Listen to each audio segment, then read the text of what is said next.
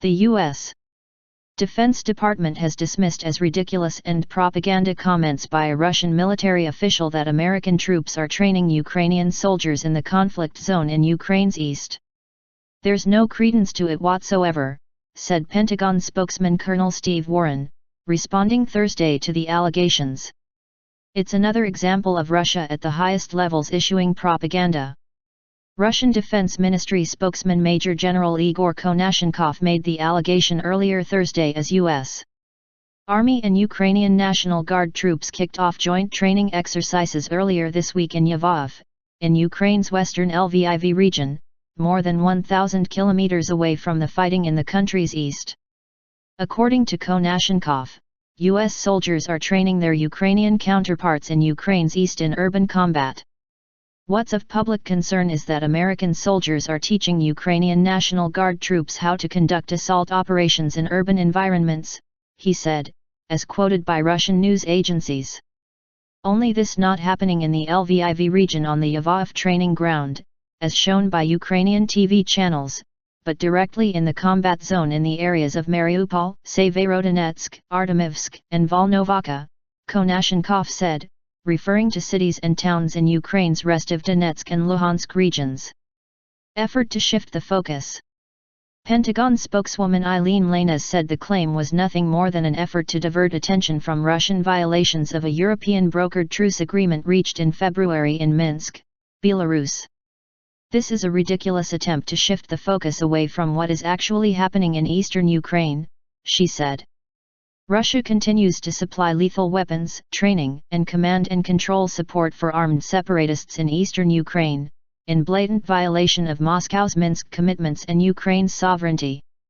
Commenting on the exercises in Yavoriv, western Ukraine, Lanez said that the Pentagon has been open about them. "We have been transparent about our soldiers, they are in Yavoriv, far from the east. At Ukraine's invitation, our soldiers are training Ukraine's National Guard at the International Peacekeeping and Security Center, where we've trained with allies and partners for years," she said. U.S. Secretary of State John Kerry, in a phone call with Russian Foreign Minister Sergei Lavrov Wednesday, also said that the U.S. training of Ukrainian National Guard units is fully transparent, defensive, and at the invitation of the Ukrainian government, according to a senior State Department official.